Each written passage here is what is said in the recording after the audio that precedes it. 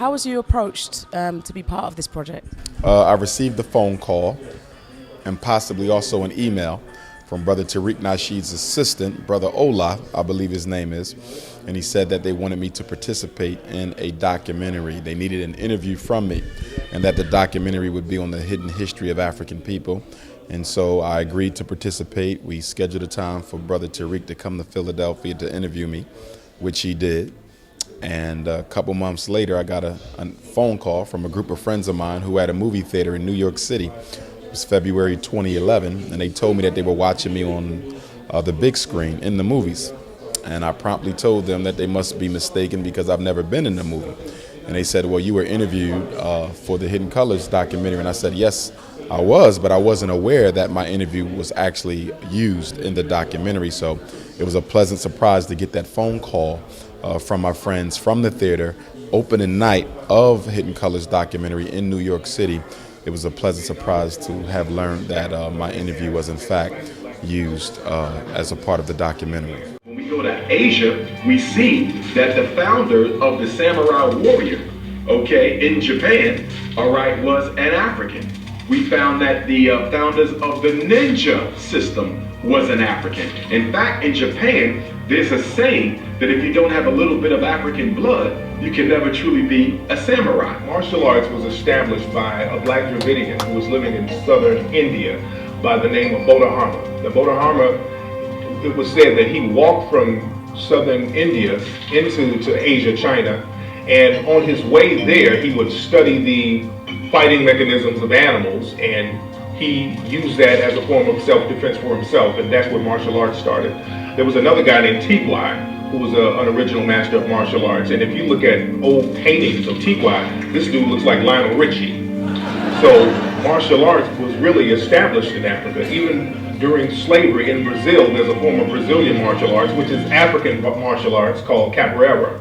And what they would do, the African slaves would practice this form of martial art, and they would disguise it as dancing.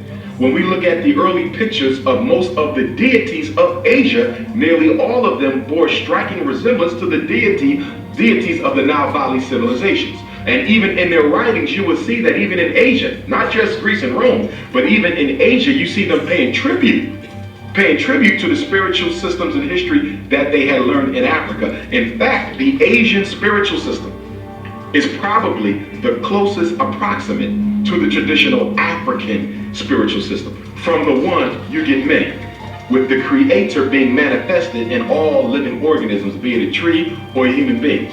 That is fundamental to Asian thought, but it's also fundamental to African thought, which predated Asia. How do you think that we could get our youths to, engage and, embrace this film? Well, one thing we have to understand is whenever you use sound and image in a proper way, you can help raise the consciousness of anyone. So with reference to the youth, all we simply need to do is sit them down and make them watch it. And the beauty of the Hidden Colors documentary is that you really don't have to sell it, it sells itself. So it's just a matter of turning it on. After 5 or 10 minutes, most of them are going to be intrigued by what they hear, and just the energy of the movie itself, the vibrations are so high that it's likely to catch the attention of almost anyone. Whenever you see a documentary like Hidden Colors, it automatically motivates you. It motivates adults, it motivates elders, it motivates children, it motivates the teenagers. But what we have to do is make sure that we do something with that motivation before it waxes and wanes, because motivation doesn't stay at a constant high. It gets high, and then after a while it begins to drop if we don't find something for them to do constructive with that energy. So we have to make sure that we follow up the tremendous energy of Hidden Colors with a serious grassroots revolutionary effort to help capture the minds of our young people and give them something constructive to do. How do we seek strategies and solutions to the issues that are being explored within the film? Solving our problems really isn't the difficult part. We have enough people who are well versed in the various expertises to help us, go down that correct road to get things done the right way. It's the unity. It's bringing African people together long enough to do something that is of importance to them. That's the problem, keeping us together. Solving the problems is easy.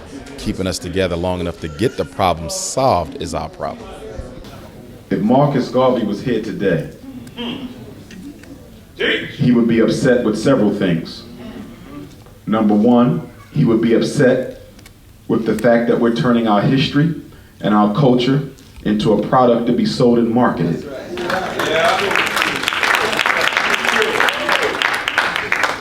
He would also be upset with the amount of attention we spend talking about how to solve our problems without necessarily implementing it. He would have an issue with the significant lack of Pan-African thought that takes place in our grassroots organizations. He would not like the role that many of us as men have put our sisters in our grassroots organizations.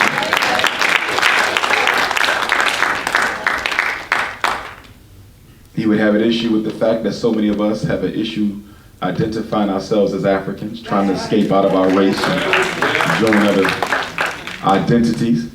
He would take issue with the fact that many of us are loyal to our religions above our race. That we are not putting race first. I think we have become too romantic of a people. We are too celebratory.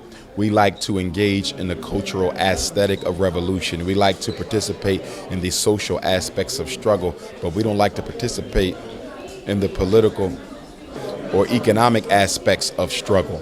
And as a result of that, a lot of people are beginning to give up on struggle because they're saying this seems to just be a form of social entertainment, edutainment, if you will. They're looking for something that is a lot more practical and something that is a lot more beneficial and something that supersedes the obvious surface texture of so much of the things that we do. We're turning our culture into a product, and we don't want to do that. And whenever you begin to turn anything that is meaningful into something that is superficial, it begins to lose its value. So we need to redirect the cultural direction in which we're headed, because if we don't, a lot of our children are going to begin to consider their culture to be something that is irrelevant. What is your view on, the way, the mindset of the African diaspora in the UK in relation to the US? Well, I think that Pan-Africanism, which is the only solution to the problems that we have, it appears to be going by the wayside. I don't think we're doing enough to link up with brothers and sisters from around the world. And I think that until we begin to deal significantly from a Pan-African perspective, then all hope is going to be lost, because the enemies that we face, the barriers and the challenges that are presented before us have an international flavor. White supremacy is thoroughly organized against the African, but we're not thoroughly organized against white supremacy. So now is the time for Africans from all of the continents to come together and forge a serious political and economic program to help lift ourselves out of the situation that we're in. Because if there's one thing that we must agree on, and that is no one's going to save the African but him and herself. Give thanks, my brother. Words, sound, and power. Blessed love. Bless.